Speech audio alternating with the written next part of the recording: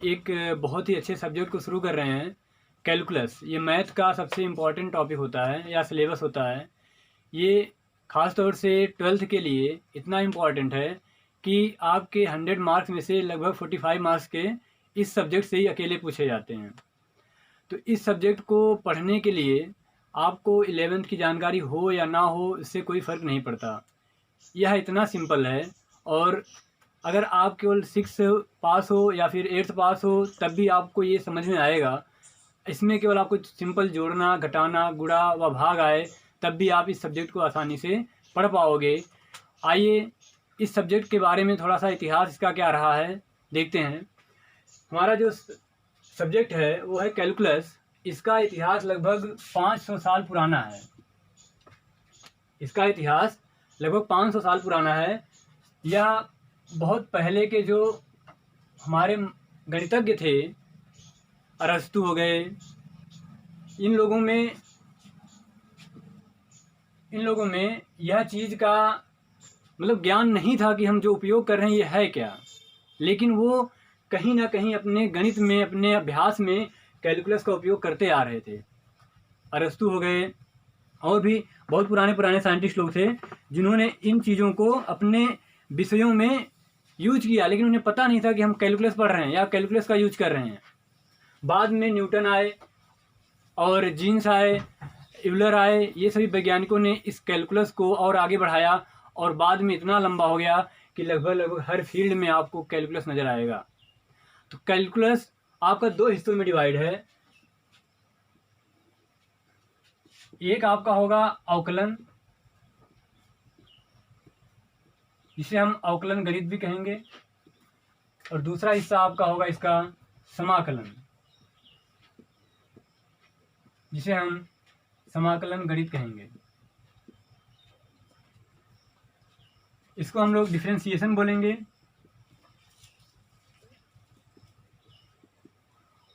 और इसको बोलेंगे इंटीग्रेशन।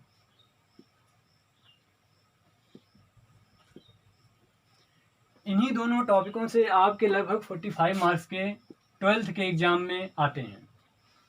पहले यह पूरा सिलेबस हम लोग 12th में पढ़ते थे। अब जब से नई एनसीईआरटी हमारी लागू हुई है, वह इस सब्जेक्ट को 11th में कुछ और कुछ 12th में डिवाइड कर दिए हैं। और इसकी ख़ास बात यह है कि अगर आप थोड़ा सा 11th में पढ़ो और थोड़ा सा 12th में पढ़ो, तो ना आपको 11th का याद रहेगा ना ही 12th का याद रहेगा। इसलिए जो बच्चे 11th में हैं या 12th में हैं, उनको ये बिल्कुल समझ में आएगा, अच्छे समझ में आएगा और पूरा एक साथ समझ में आएगा। और दूसरी चीज़ ये है कि आप जो 11th में हैं, जो बच्चे 11th में हैं, उनके लिए तो बहुत ही इम्पॉर्टेंट है, क्योंकि अब उनका 11th ख़त्म हो गया है। अब आगे बचा उनका 12th है। तो ख़ास तौर से वो सीधा 12th की तैयारी करें, क्योंकि उनको 11th में पढ़ना ही पढ़ना है और साथ में 12th का भी वो पढ़ लें। तो कैलकुलस में आपके बहुत सारे सब्जेक्ट होंगे, चैप्टर्स होंगे। जैसे अवकल गणित। अवकल गणित में आपको कुछ चैप्टर पढ़ने हैं जिनके हम नाम लिख रहे हैं। आप इस चीज़ से मत घबराइएगा कि ये आपके किताब में नहीं मिल रहा है। आगे पीछे करके सभी सब्जेक्ट में सभी चैप्टर में आपके दिए होंगे। जैसे आपका कैलकुलस में जो अवकल गणित है, उसमें पहला चैप्टर आपको पढ़ना होगा फलन एवं लेखाचित्र। फलन एवं लेखाचित्र। दूसरा चैप्टर आपको पढ़ना होगा सीमा एवं सततता। सीमा एवं सततता। जो ये दूसरा चैप्टर है, यह इस समय कुछ पार्ट इसका 11th में है और कुछ पार्ट इसका 12th में है। तो हम 11th और 12th वाला दोनों एक ही साथ पढ़ेंगे। इसके बाद आपका तीसरा चैप्टर होगा अवकलन। तीसरा चैप्टर अवकलन होगा। इसके बाद चौथा होगा निहित फलनों का अवकलन। निहित फलनों का अवकलन। अगला चैप्टर आपका होगा प्रथम सिद्धांत से। प्रथम सिद्धांत से, या इसे मूल सिद्धांत भी कहते हैं, से अवकलन। अवकलन। अगला होगा आपका स्पर्श रेखा। स्पर्श रेखा एवं अभिलंब। स्पर्श रेखा एवं अभिलंब। अगला होगा आपका उच्चिष्ट। उच्चिष्ट एवं निम्निष्ठ, उच्चिष्ट एवं निम्निष्ठ एक चैप्टर आपके नए वाले में और जुड़ा है, उसको भी हम लोग देख लेंगे। वह इंक्रीजिंग और डिक्रीजिंग होता है, वह भी इसी का एक हिस्सा है। और जो आपके 12th में कैलकुलस में समाकलन गणित में पढ़ना है, वह है आपका पहला समाकलन, कि समाकलन कैसे करते हैं। दूसरा आपका है चैप्टर प्रतिस्थापन द्वारा समाकलन, प्रतिस्थापन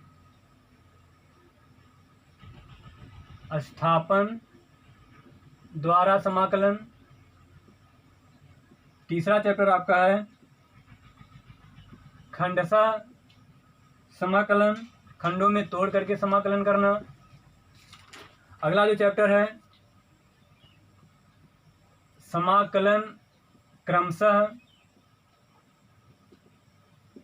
अगला जो चैप्टर आपका है निश्चित समाकलन, निश्चित समाकलन। अगला जो चैप्टर है आपका समाकलन का प्रयोग, समाकलन का अनुप्रयोग या प्रयोग। जो कैलकुलस होता है, कैलकुलस में आपको पूरा इतना चैप्टर मिलेगा। यह आपके सब्जेक्ट में या आपकी किताबों में अलग अलग नामों से लिखा गया होगा, लेकिन आपको यही पढ़ना है, इतना ही पढ़ना है। तो अगर हम इन सारी चीज़ों को एक सीरियल वाइज से पढ़ें, यह ध्यान में ना रखें कि यह 11th का है कि 12th का, तो आपको 11th और 12th की सारी चीज़ें आपको समझ में आ जाएंगी। आप चाहे जिस बुक से पढ़ रहे हों, आप घबराइएगा मत। 2-4 वीडियो देखने के बाद आपको समझ में आ जाएगा कि हम जो भी बुक पढ़ेंगे वह सब में आपको यही कॉन्सेप्ट लगेगा, सब में आपको यही कॉन्सेप्ट लगेगा, यही चीज़ें लगेंगी। इसलिए आप बुक से घबराइएगा मत। तो ये कैलकुलस था आपका। आज से हम लोग पहले चैप्टर से शुरू कर रहे हैं, फलन एवं लेखा चित्र। आपका पहला चैप्टर है फलन एवं लेखा चित्र। इससे पहले आप अवकल गणित की एक छोटी सी परिभाषा लिख लीजिए कि एक राशि के मान में परिवर्तन होने पर उस राशि पर निर्भर दूसरी राशि के मान में किस प्रकार से परिवर्तन होता है, उसका अध्ययन जिस सब्जेक्ट में करते हैं हम, उसे हम लोग अवकल गणित या कैलकुलस कहते हैं। जैसे ये परिभाषा क्या कह रही है कि जैसे आपने धारा देखा होगा, धारा, विद्युत धारा I बराबर होता है Q/T, आवेश अपान टाइम, समय। तो Q को हम लिखते हैं dQ/dt। यहाँ पे dQ और dt का मतलब है कि बहुत कम। तो जो धारा है, धारा बहुत कम समय में, dt मतलब बहुत कम समय में आवेश के प्रवाह की दर को हम धारा कहते हैं, बहुत सूक्ष्म समय में। यानी dt समय में कितने आवेश में परिवर्तन हुए हैं। ऐसे अगर हम dy/dx लिखें, इसका मतलब होता है कि dx का परिवर्तन करने से, x में बहुत छोटा परिवर्तन करने से y में कितना परिवर्तन हुआ है, dy। ऐसे अगर हम dz/dx dy ऐसे लिखें, तो इसका मतलब है कि dx मतलब x में बहुत छोटा परिवर्तन, dy मतलब y में बहुत छोटा परिवर्तन करने से z में जो परिवर्तन हुआ है वह dz है। तो इन सब का जो अध्ययन है वही कैलकुलस है, वही अवकल गणित है। पहला हमारा हेडिंग है राशियां। राशियां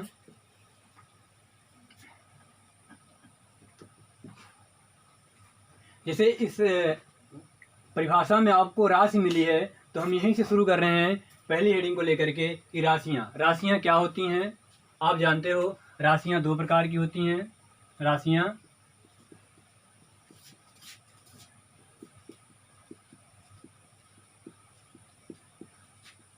दो प्रकार की होती हैं। नंबर 1 सदिश राशियां व अदिश राशियां। ये आपकी किस में होंगी, भौतिक विज्ञान में होंगी। सदिश राशियां और अदिश राशियां ये आपकी भौतिक विज्ञान में होंगी। लेकिन मैथ में हमारी होंगी चर राशियां और अचर राशियां। चर राशियां और नंबर 2 आपकी होगी अचर राशियाँ।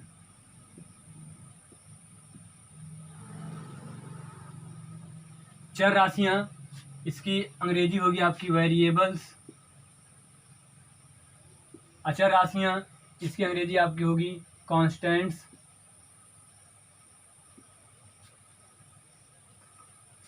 चर राशि की परिभाषा, चर जैसा कि नाम से पता चल रहा है कि चर माने चलना, परिवर्तित होना, आगे बढ़ना। तो ऐसी राशियाँ जिनका मान बदलता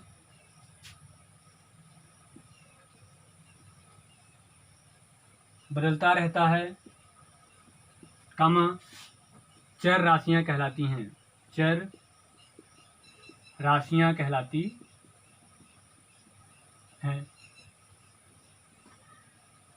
अचर राशियाँ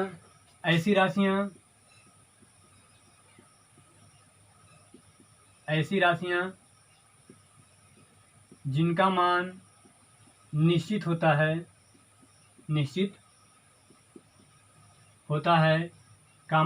अचर राशियाँ कहलाती हैं, कांस्टेंट्स कहलाते हैं। अचर राशियाँ कहलाती हैं। उदाहरण देखें हम, जैसे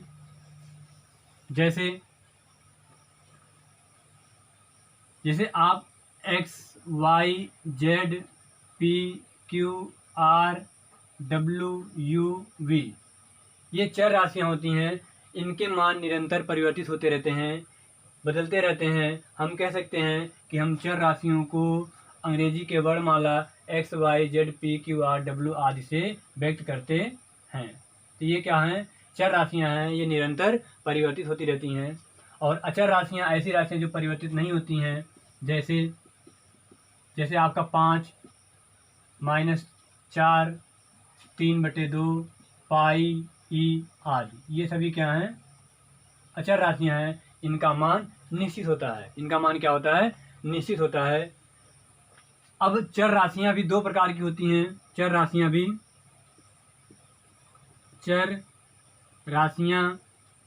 दो प्रकार की होती हैं। पहली हेडिंग इसकी या पहली राशि होगी वो आपकी परतंत्र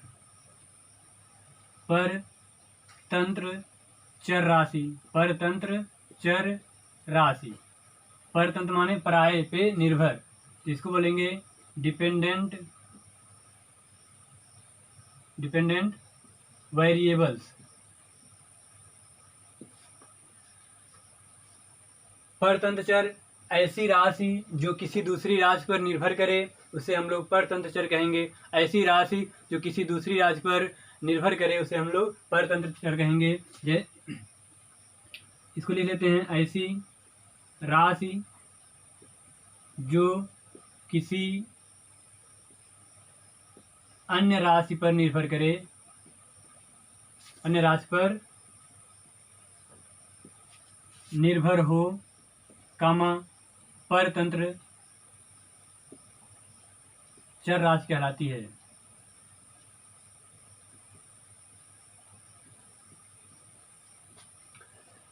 परतंत्र चर जैसा देख रहे हैं आप, इंग्लिश में डिपेंडेंट माने दूसरे पर निर्भर हो। ऐसी राशि जो दूसरे किसी अन्य राशि पर निर्भर हो, उसे हम लोग परतंत्र चर कहेंगे। और जो दूसरी चर राशि हमारी है वो है स्वतंत्र चर राशि। इसकी अंग्रेजी होगी इंडिपेंडेंट वेरिएबल्स। इंडिपेंडेंट माने जो किसी पर निर्भर ना करे। तो ऐसी राशियां जो खुद से मान को ग्रहण करती हैं या किसी अन्य राशि पर निर्भर नहीं होती हैं। तो ऐसी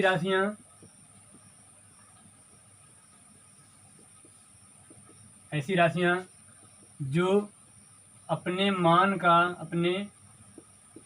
का स्वयं चयन करती हैं,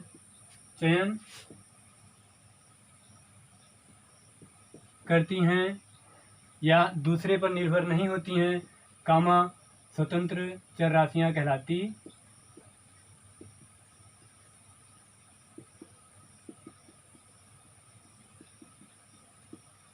हैं। तो जो स्वतंत्र होगी वह किसी दूसरी राशि पर निर्भर नहीं करेगी, लेकिन जो परतंत्र होगी वह दूसरी राशि पर निर्भर करेगी। अगला हमारा अचर राशियां। अचर राशियां भी दो प्रकार की होती हैं। नंबर एक स्वेच्छ अचर। स्वेच्छ अचर स्वेच्छ अचर स्वेच्छ अचर ऐसी राशियां होती हैं या ऐसे अचर होते हैं जिनका मान एक सवाल से दूसरे सवाल में बदलता रहता है। इन्हें हम आर्बिट्रेरी कांस्टेंट भी कहते हैं। आर्बिट्रेरी कांस्टेंट कहते हैं। इनका मान एक सवाल में कुछ तो दूसरे सवाल में कुछ रहता है। अर्थात इनकी परिभाषा होगी ऐसे अचर जो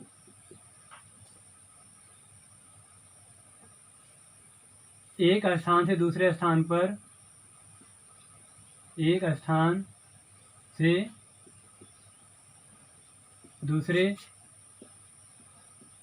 पर बदलते रहते हैं।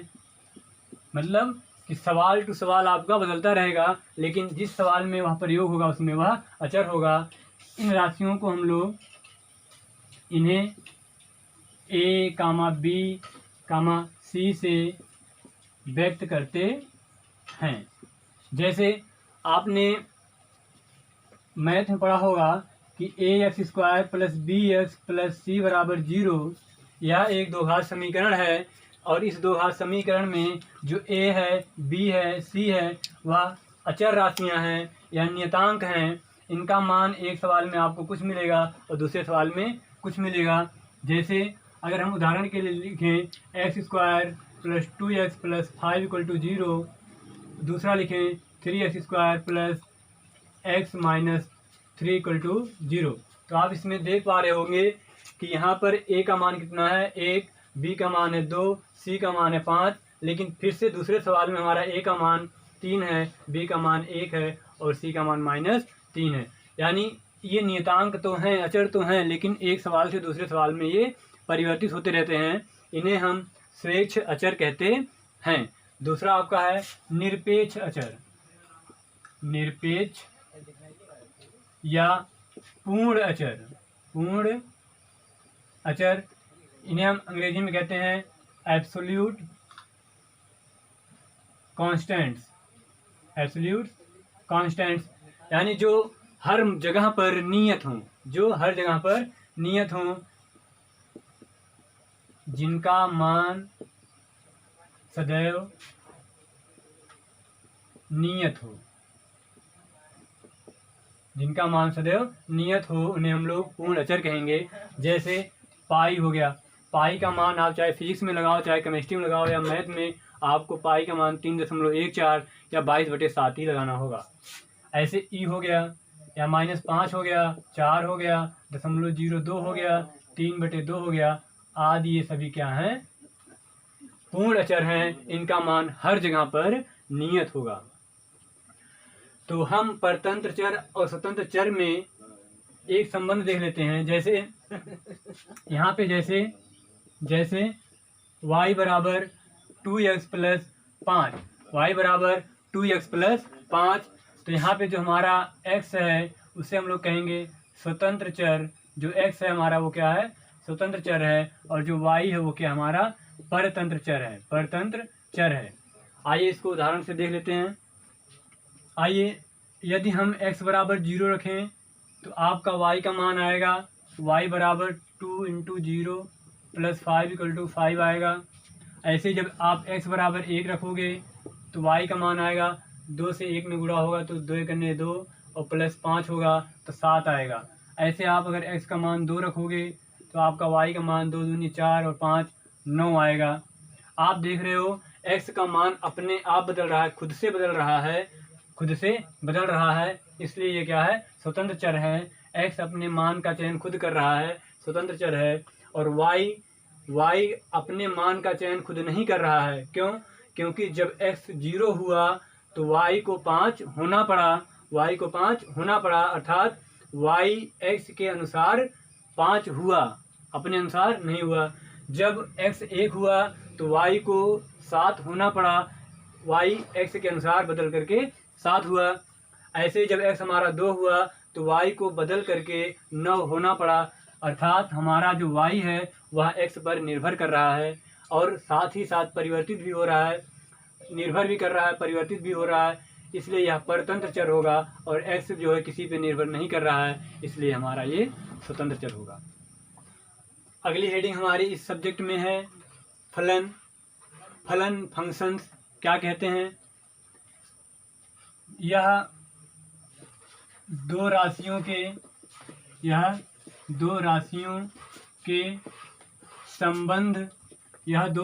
संबंध को व्यक्त करता है।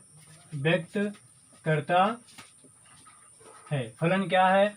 फलन दो राशियों के संबंध को व्यक्त करता है। इसको समझाने के लिए हम कह रहे हैं फलन मीन्स फॉलो करना, या अनुसरण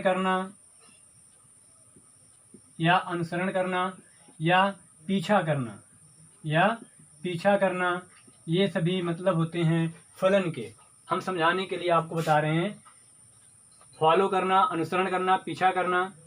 तो आइए, जैसे हम आगे जा रहे हैं, कोई हमारे पीछे आ रहा है, इसका मतलब ये जो दूसरा इंसान है या हमें फॉलो कर रहा है, हमारे पीछे आ रहा है, अर्थात यह इसको फॉलो कर रहा है, यानी यह क्या है? फलन है। किसका? इस इंसान का। इस इंसान को ये फॉलो कर रहा है। तो आइए इसको परिभाषा देखते हैं बढ़िया से।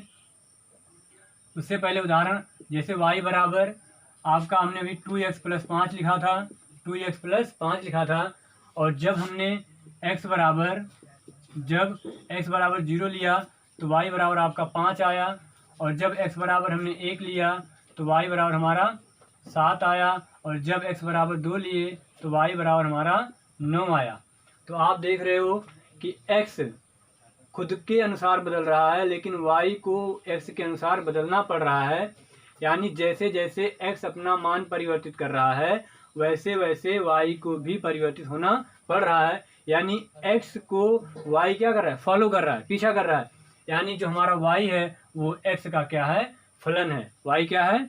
x का फलन है। तो इसकी परिभाषा क्या हो जाएगी कि किसी एक राशि के मान में परिवर्तन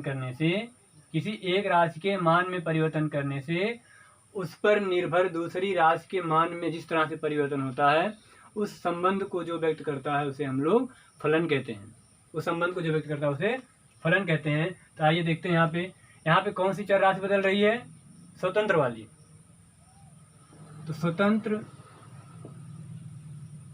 चर राशि के मान में परिवर्तन करने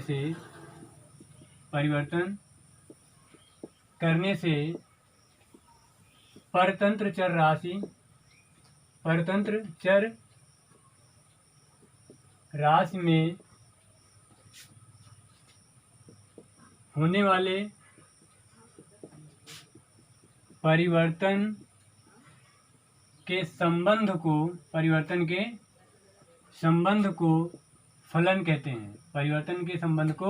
फलन कहते हैं। जैसे यहाँ पर आप देख सकते हो कि x के मान में परिवर्तन करने से हमारा y 5, 7 और 9 हुआ। यही आपका उदाहरण हो जाएगा। तो यहाँ पे हम क्या कहेंगे? x का पीछा कौन कर रहा है? y कर रहा है। क्यों? क्योंकि x ने अपनी वैल्यू खुद ली है, बट y ने अपनी वैल्यू खुद से नहीं ली है। यह x के अनुसार चेंज हुआ है, यानी x के अनुसार y चेंज हो रहा है। तो हम कहेंगे कि y x का फलन है। y क्या? x का फलन है। y x का फलन है।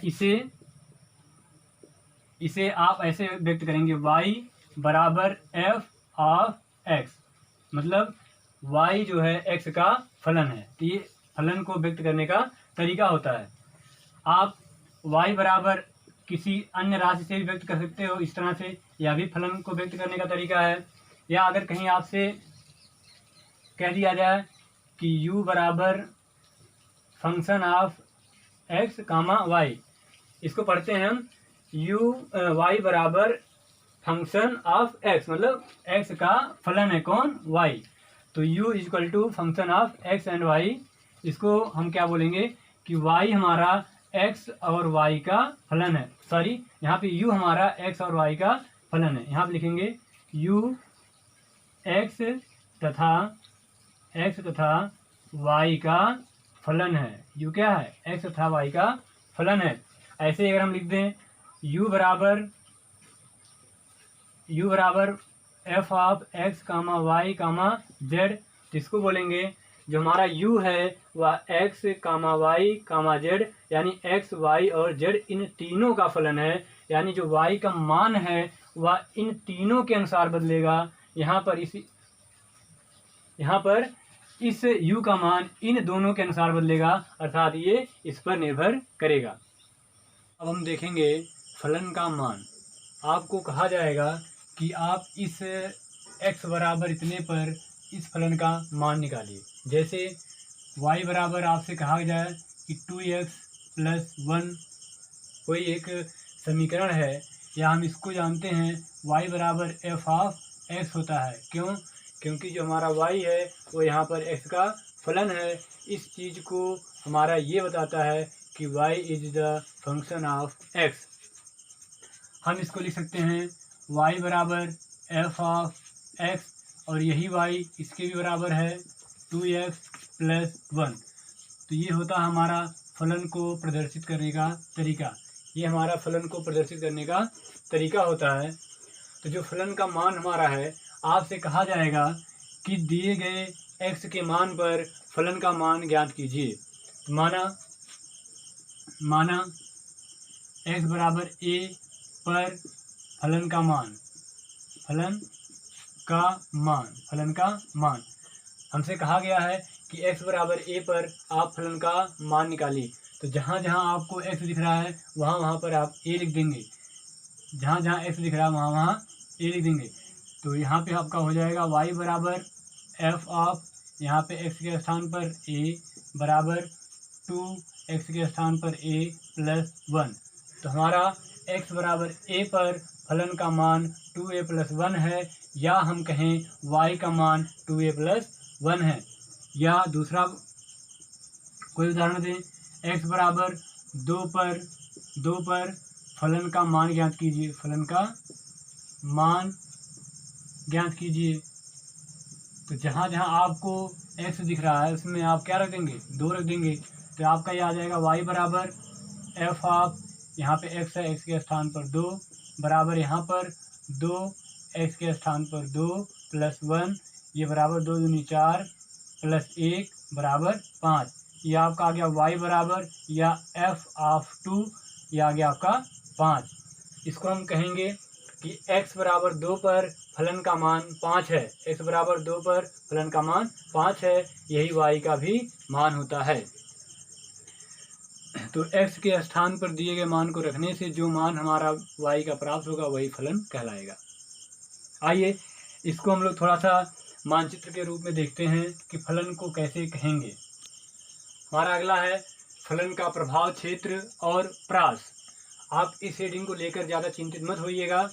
अगर आपको समझ में आता है तब भी कोई बात नहीं, नहीं समझ में आता तब भी इससे कोई घबराने की ज़रूरत नहीं है।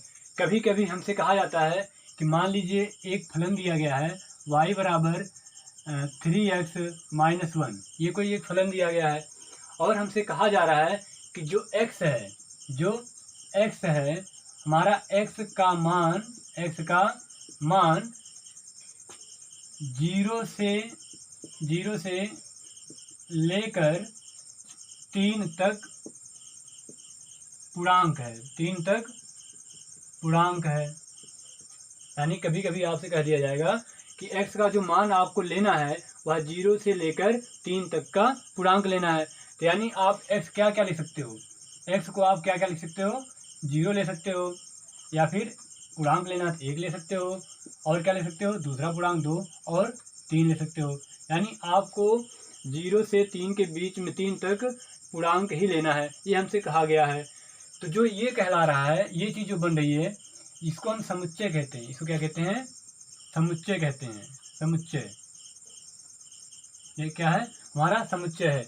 यानी आप x का मान केवल इसमें से ही ले सकते हो और इसके अनुसार जो y का मान आएगा, और इसी को जो हमने x का मान लिया है यहाँ से यहाँ तक लेना है, इसी को हम लोग कहते हैं प्रभाव क्षेत्र। क्या कहते हैं?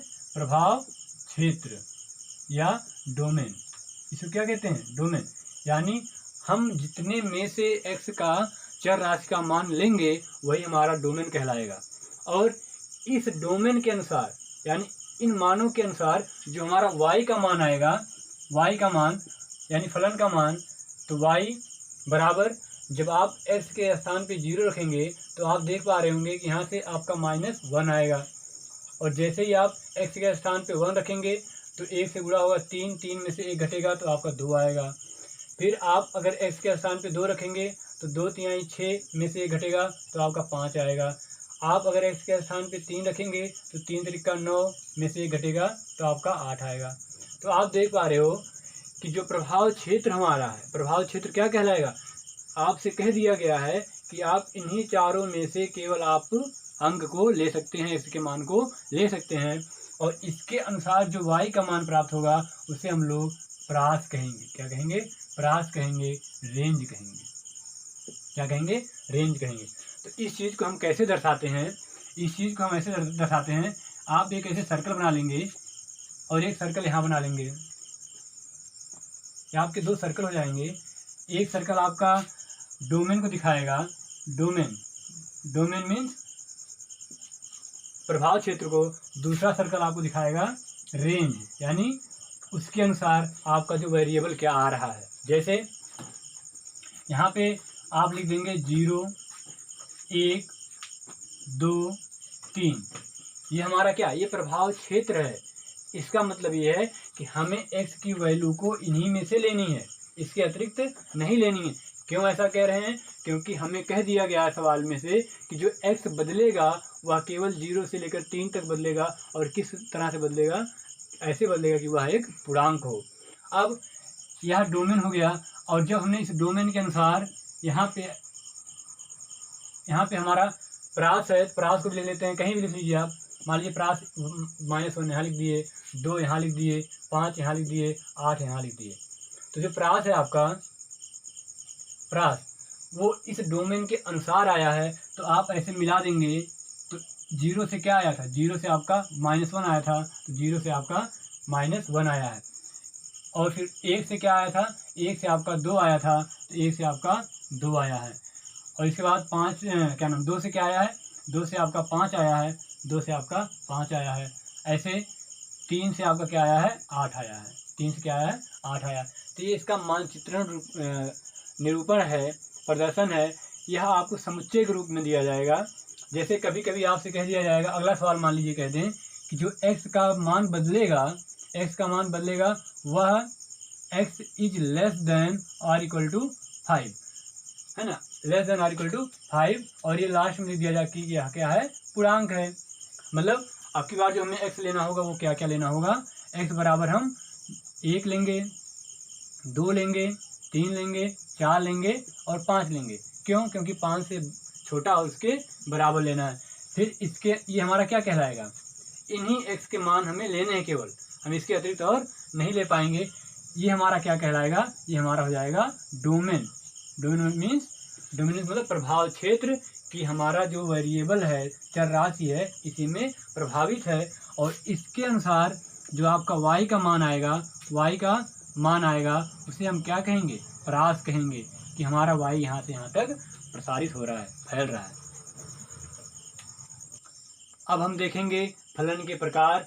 फलन हमारे लगभग 12 से 14 प्रकार के होते हैं। सबको हम सीरियल वाइज से देखते हैं। पहला फलन आपका है एक चरी फलन। एक चरी फलन, एक चरी फलन नाम से जैसा स्पष्ट हो रहा है कि जिसमें क्या हो? एक चर हो। जिसमें क्या हो? एक चर हो। तो ऐसा फलन जिसमें एक चर हो, ऐसा फलन, या इसको और सिंपल लिखते हैं, एक चर वाले फलन को एक चरी कहते हैं, एक चरी फलन कहते हैं। जैसे आप y बराबर लिख लीजिए ax प्लस 1। यहाँ पे आपको एक ही चर दिख रहा है, वह x है, तो यह हमारा एक चरी फलन हो गया। इसको हम लिख देंगे y बराबर f ऑफ x, या अगर कोई दूसरा फलन है u बराबर f ऑफ t आदि। इसका मतलब यह है कि यह केवल t पर निर्भर, u का मान केवल t पर, एक पर निर्भर कर रहा है, y का मान केवल x पर निर्भर कर रहा है। जैसे ये y का मान किस पर केवल निर्भर कर रहा है, x पे। दूसरा हमारा फलन है बहुचरी फलन, बहुचरी फलन, जैसा कि नाम से ही स्पष्ट हो रहा है कि जिसमें बहुत सारे फलन होंगे। कई चरों वाले फलन को, कई चरों वाले फलन को बहुचरी फलन कहते हैं। अर्थात जो हमारा फलन है वह दो या दो से अधिक चर राशियों पर निर्भर करेगा। जैसे y बराबर हम आपसे कह दें कि x square plus Z square है, y बराबर x square plus Z square है। यहाँ पे आप समझ रहे हैं कि y का मान x पर भी निर्भर कर रहा है और साथ साथ z पर भी निर्भर कर रहा है। इसको हम लिख देंगे, या y is the function of x and z, यानी जो हमारा y है वह x और z दोनों का फलन है। जैसे आप जानते हो कि वृत्त को हम ऐसे लिखते हैं, x square plus Y square. यहाँ पे वृत्त क्या है हमारा, वृत्त की त्रिज्या r है और x और y चर हैं। इसको हम लिख सकते हैं r इज फलन ऑफ या function of x and y। तो बहुचरी फलन मीन्स जो बहुत सारे फलनों पर, बहुत सारी राशियों पर निर्भर करे। एक और लिख लेते हैं, जैसे में हमारा, जैसे वाई स्क्वायर बराबर W square plus U square plus V square. यहाँ पे आप देख रहे हो कि जो हमारा y है वह फलन है किसका, तीन चार राशियों का, w u v। तो ऐसे हम लिखेंगे जिसमें हमारी बहुत सारी राशियाँ होंगी, उन्हें हम बहुचरी फलन कहेंगे। तीसरा फलन हमारा है, तीसरा फलन अस्पष्ट फलन, अस्पष्ट फलन, अस्पष्ट फलन। ऐसे फलन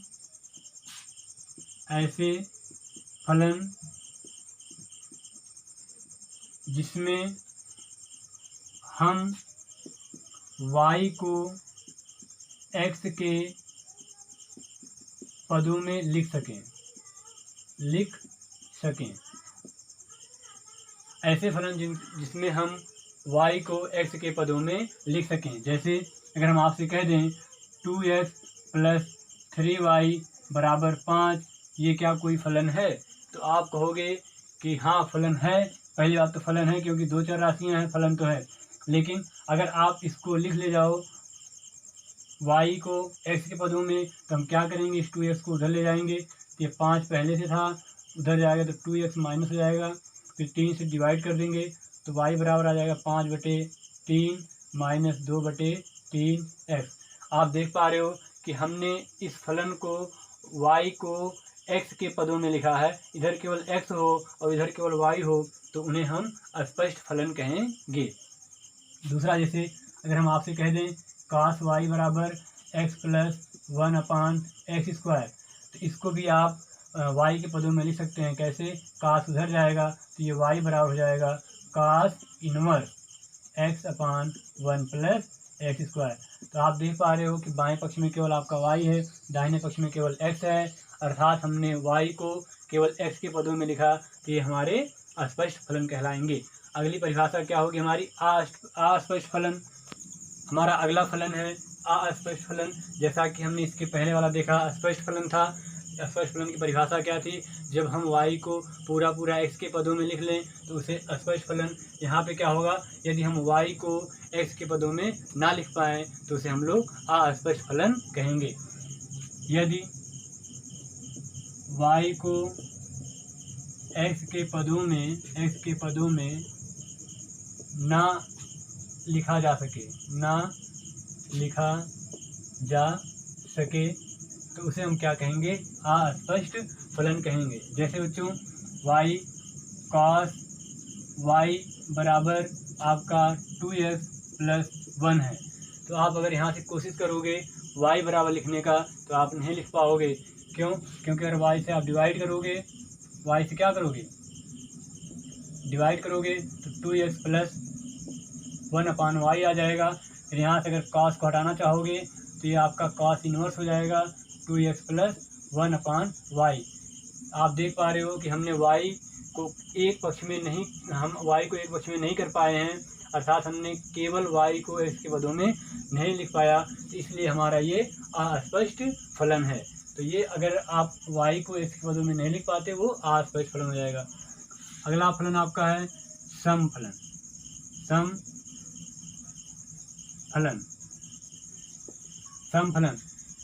सम फलन की परिभाषा क्या होगी, यदि दिए गए फलन में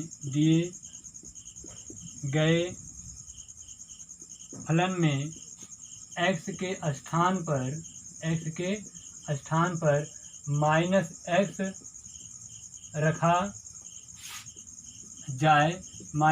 रखा जाए और पुनः हमें वही फलन प्राप्त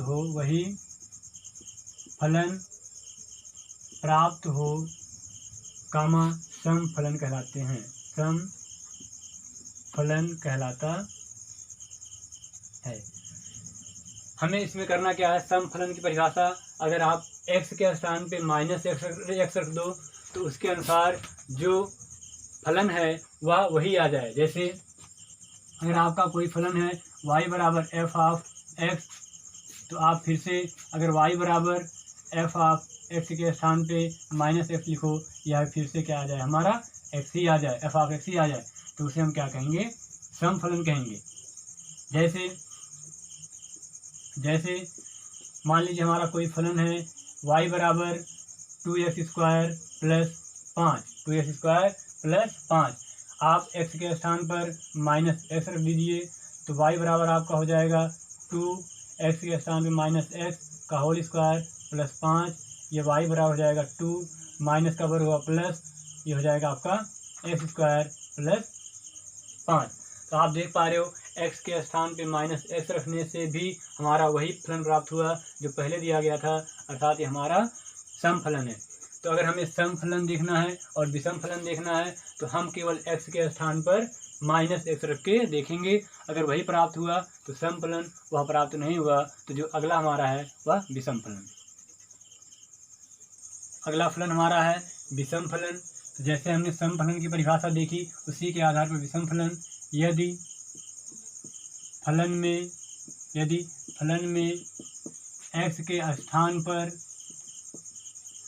-x रखने से पूरा फलन का मान वही रहकर केवल चिन्ह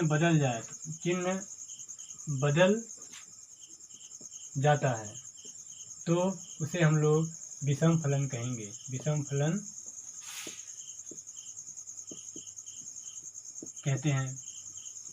यानी आप अगर फलन में x के स्थान पे -x रखो तो जो पूरा फलन है वह वही प्राप्त हो, लेकिन आपका जो चिन्ह है वह बदल जाए। जैसे y बराबर आपको कोई फलन दे दिया गया है f(x), तो आप क्या करेंगे, x के स्थान पे -x लिखेंगे, तो जो फलन का मान आए वह y बराबर x के स्थान पे -x, और ये पूरा क्या हो जाए, -f(x), मतलब केवल फलन जो है वही रहे और उसका चिन्ह केवल बदल जाए, परिवर्तित हो जाए।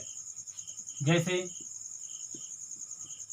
जैसे y बराबर एक्स क्यूब है, y बराबर आपका एक्स क्यूब एक फलन है।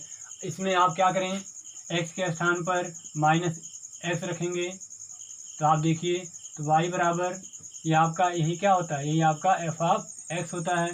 तो y बराबर एफ ऑफ एक्स के स्थान पे माइनस एक्स यहाँ पे लिखेंगे तो माइनस एक्स का होल क्यूब, ये आपका हो जाएगा y बराबर एफ ऑफ माइनस एक्स। जब माइनस का होल क्यूब करेंगे तो माइनस आएगा, एक्स का क्यूब करेंगे तो एक्स क्यूब आएगा। और ये माइनस और एक्स क्यूब किसके बराबर है, एक्स क्यूब देखिए हमारा एक्स क्यूब हमारा एफ ऑफ एक्स है, तो ये हमारा एफ ऑफ एक्स है। आप देख पा रहे हैं कि केवल आगे चिन्ह बदल गया और बाकी फलन का मान वही रहा, तो ऐसे फलन को हम लोग विषम फलन कहेंगे। तो सम फलन और विषम फलन को चेक करने के लिए केवल आप फलन में एक्स के स्थान पर माइनस रखेंगे, अगर वही प्राप्त होता है बिना चिन्ह बदले तो सम फलन, अगर केवल चिन्ह बदल जाता है तो विषम फलन। अगला फलन हमारा है बीजीय फलन। बीजीय फलन में आप क्या आपको जो है एक्स और वाई में समीकरण दिए होंगे या फलन दिए होंगे। जैसे इसमें केवल हम उदाहरण लिख रहे हैं, जैसे इसे आपको फलन दे दिया गया y बराबर एफ ऑफ एक्स, ये बराबर आपका आ जाए 2x cube plus 3x minus x. तो आप देख पा रहे हैं कि यह बीज गणित के रूप में हम पढ़ते हैं, इसे हम लोग 3 घात का समीकरण कहते हैं। तो यह बीजीय रूप है, तो इस रूप में अगर हमारा फलन दिया गया है तो उसे हम लोग बीजीय फलन कहेंगे। जैसे दूसरा आपका y बराबर f of x comma y x comma, या हम इसको लिख देते हैं z बराबर f of x comma y, इसको लिख देते हैं x square plus Y square. तो आप देख पा रहे हैं कि जो हमारा z है वह x और y का बीजीय रूप में फलन है। किस रूप में फलन है, बीजीय रूप में फलन है।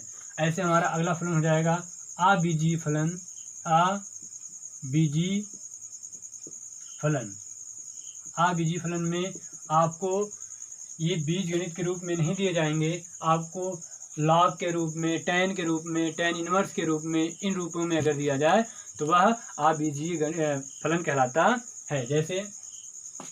जैसे आपको फलन दे दिया जाए y बराबर एफ ऑफ एक्स, ये आपका साइन एक्स है। तो आप देख पा रहे हैं कि आपका जो फलन है वह त्रिकोणमिति के पदों में दिया गया है।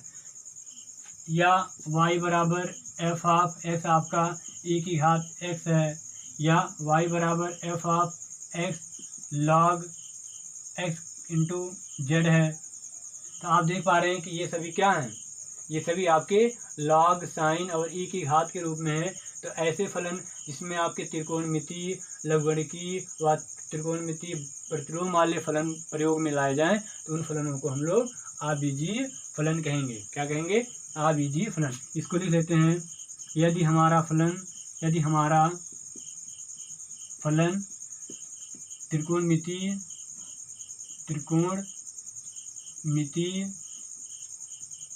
कामा लघुगणकीय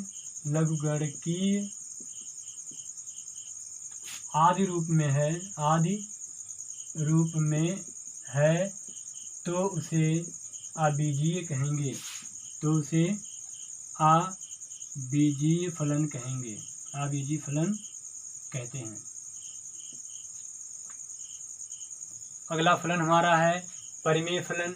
आप जानते हो परिमेय संख्या किसे कहते हैं, परिमेय संख्या जिसे हम P/Q के रूप में लिख सकें उसे हम लोग परिमेय संख्या कहते हैं। जिसे हम P/Q के रूप में लिख सकें उसे हम लोग परिमेय संख्या कहते हैं। जो हमारा फलन होगा वह भी इसी रूपों में दिया होगा, इसी रूपों में, जैसे 2x square plus 5x plus 1 अपान 2x माइनस 1।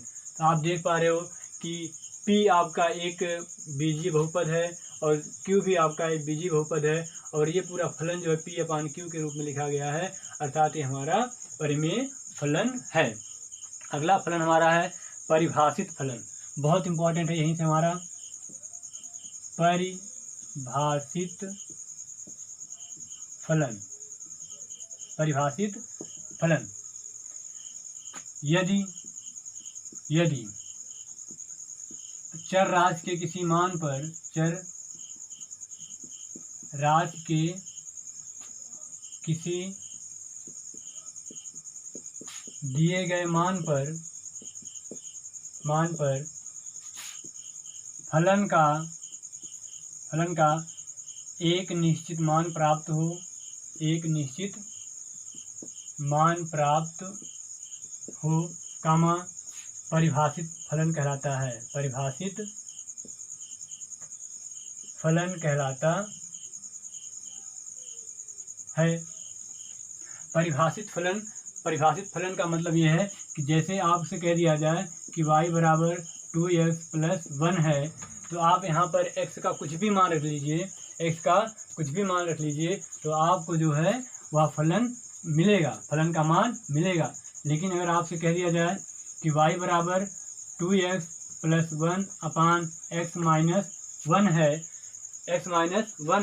तो यदि आप x के स्थान पर 1 रखेंगे तो ये आपका y बराबर आएगा 2 इंटू 1 प्लस 1, नीचे 1 माइनस 1, ये ऊपर हो जाएगा 2 करने 2 प्लस 1, नीचे आ जाएगा 0।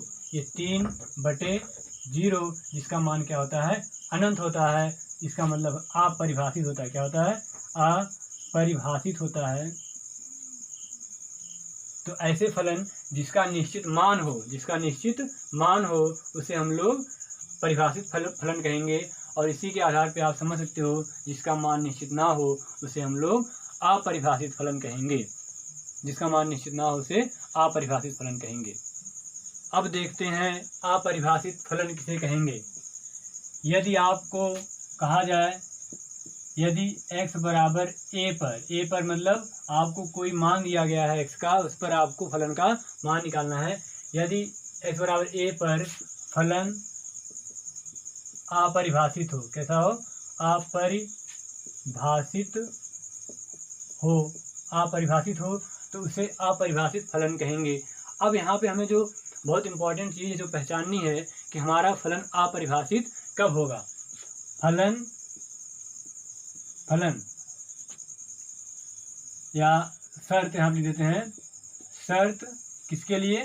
कि जब हमारा फलन अपरिभाषित होगा। अगर कहीं भी आपको x के स्थान पर दिए गए मान रखने से 0/0 मिले तो वह फलन अपरिभाषित हो जाएगा। अगर कहीं पे अनंत बटे अनंत मिले तो वह फलन आपका अपरिभाषित हो जाएगा। कहीं पे अनंत गुणे अनंत मिले तो वह फलन अपरिभाषित हो जाएगा। लेकिन ये याद रखिए कि 0 गुणे 0 अगर मिले तो फलन परिभाषित होगा, लेकिन अनंत गुणे अनंत मिले तो वह फलन अपरिभाषित हो जाएगा। 0 की घात अनंत मिल जाए तो भी वह फलन अपरिभाषित हो जाएगा, या अनंत की घात 0 मिल जाए तो वह भी अपरिभाषित हो जाएगा, या 0 की घात 0 मिल जाए तब भी वह अपरिभाषित हो जाएगा, अनंत की घात अनंत मिल जाए तब भी वह अपरिभाषित होगा। तो अगर कहीं भी आपको x का मान रखने से फलन का मान इन रूपों में प्राप्त होता है तो आप समझ जाइए कि वह फलन अपरिभाषित है। तो एक नोट लिख लीजिए, छोटा सा नोट, क्या कि आपका 0 गुणे 0 पर फलन परिभाषित होगा। अगर इन रूपों में मिले तो अपरिभाषित, बाकी रूपों में परिभाषित होगा। अगला हमारा फलन है अचर फलन। अगला फलन हमारा है अचर फलन। यहाँ पर क्या होगा? अचर जैसा नाम से स्पष्ट हो रहा है कि आप कुछ भी मान रखें, आपको कैसा मिले? एक ही मान मिले सभी मानों पे। चर के सभी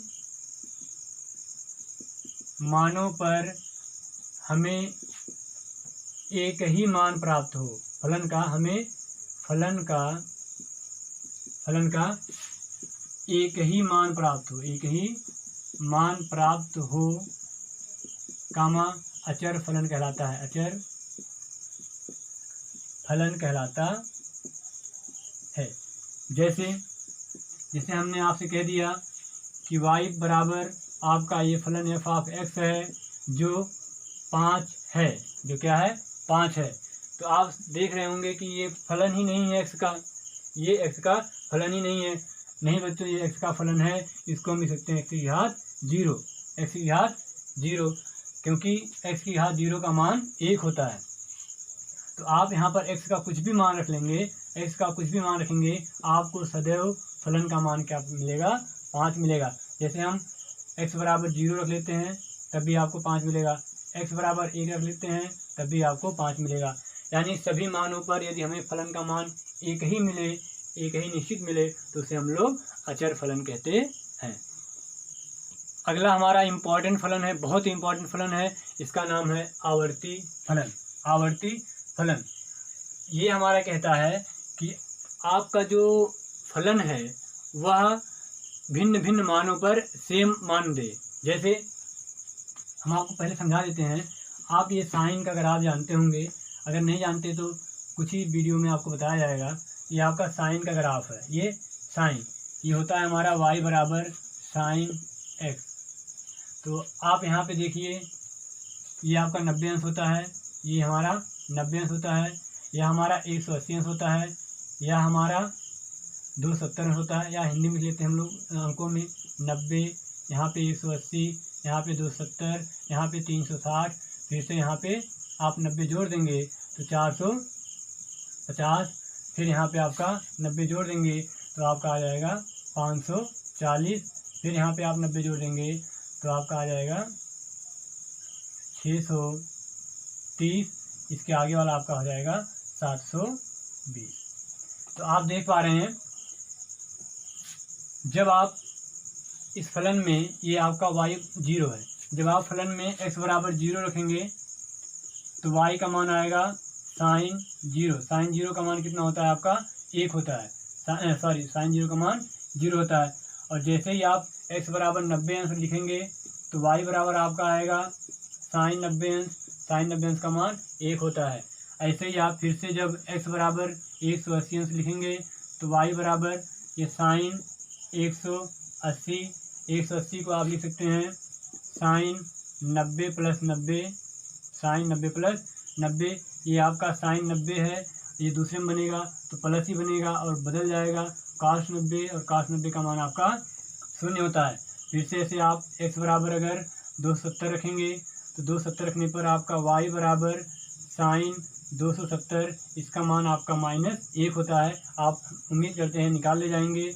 ऐसे ही x बराबर आप 360 रखेंगे तो y बराबर आपका साइन 360, ये हो जाएगा फिर से 0 हो जाएगा। क्या हो जाएगा?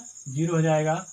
ऐसे ही आगे, तो फिर से हम यहाँ पे बता रहे हैं 0 पे 0, 90 पर 1, 90 पर 1, ये 1 है आपका। फिर से 180 पे 0, 180 पे ये 0 आपका, 180 पे 0, फिर 270 पे आपका, ये आपका -1 है, ये आपका क्या है? ये -1 है। फिर 360 पे फिर से 0, फिर 450 पे आपका 1, फिर से 540 पे 0, फिर 630 पर -1। तो आप यहाँ पे देख पा रहे हैं, जो हमारा फलन y बराबर साइन x है वह अपने मानों को x के अलग अलग मानों पे रिपीट कर रहा है, दोहरा रहा है, जैसे पुनरावृत्ति कर रहा है। जैसे देखिए, फलन का मान 0 हमें कहाँ कहाँ प्राप्त हुआ? फलन का मान हमें जब हमने x बराबर 0 रखा तब भी हमें फलन का मान 0 प्राप्त हुआ। जब हमने फलन में x का मान 180 रखा तब भी 0 प्राप्त हुआ। ऐसे जब हमने 360 रखा तब भी 0 प्राप्त हुआ।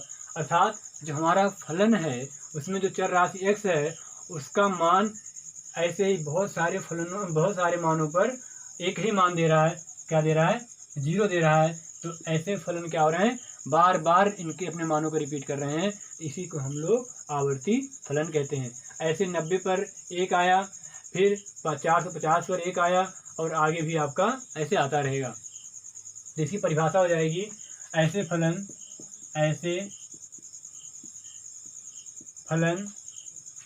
जो एक निश्चित समयांतराल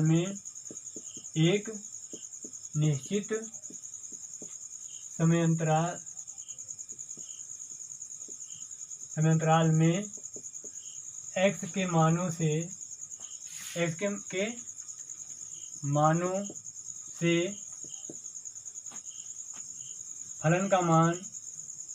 फलन के मान की पुनरावृत्ति होती है।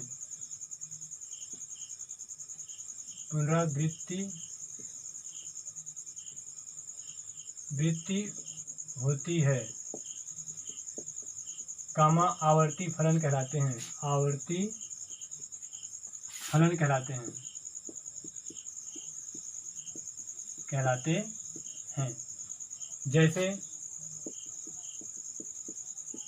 जैसे आप साइन एक्स, कॉस एक्स आदि, ये सभी क्या हैं, आवर्ती फलन है। अपने मानों को निश्चित समय अंतराल बाद दोहराएंगे।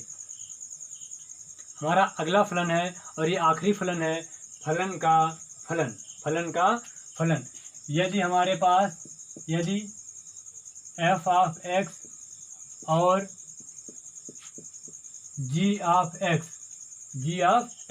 यानी f ऑफ x और g ऑफ x के दो फलन हों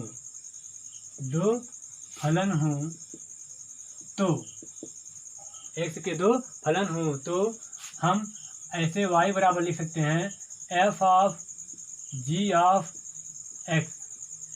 इसका मतलब जो हमारा y है वह पहले gx का फलन है। वो हमारा क्या है, y हमारा gx का फलन है, लेकिन जो हमारा g है वह किसका फलन है, x का फलन है। g क्या है, x का फलन है। तो यदि हम इसको उदाहरण से देखें, यदि gx बराबर 2x प्लस 5 हो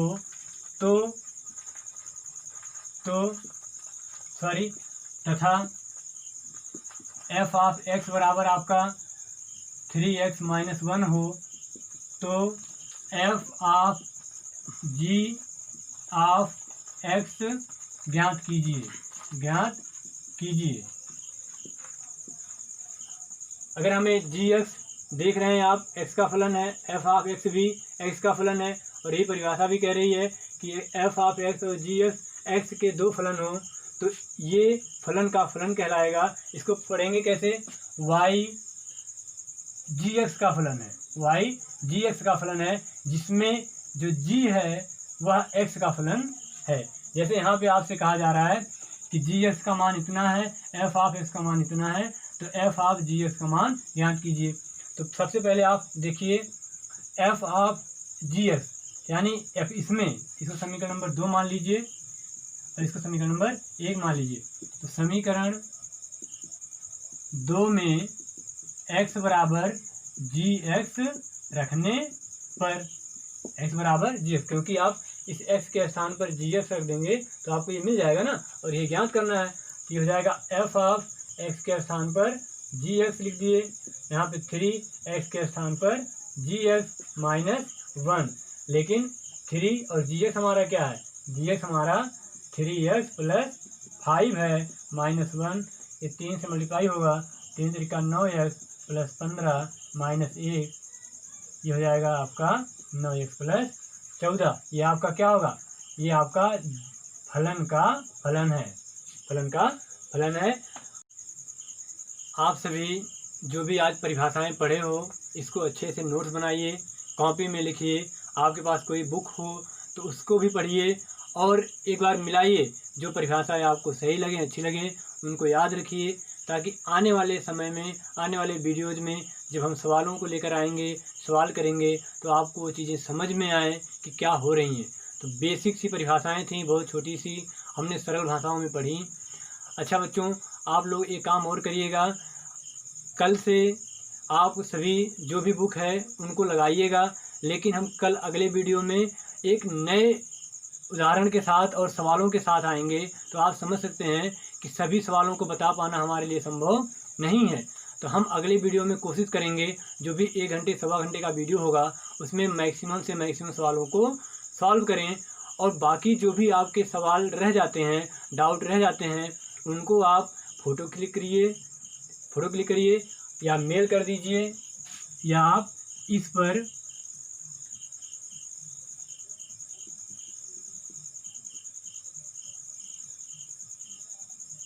इस ईमेल आईडी पर मेल कर दीजिए, या फिर आप इस पर व्हाट्सएप कर सकते हैं। लेकिन बच्चों आप ध्यान दीजिएगा कि जो भी सवाल आप पूछिएगा वह जो टॉपिक पढ़ाया जा रहा है उसी से संबंधित हो। क्यों? क्योंकि अगर आप ये किसी दूसरे टॉपिक से सवाल पूछेंगे और कोई दूसरा दूसरे से पूछेगा तो उन चीज़ों को हमारे लिए बता पाना और वीडियो बना पाना थोड़ा सा मुश्किल होगा, लेकिन हम उनके जवाब देंगे।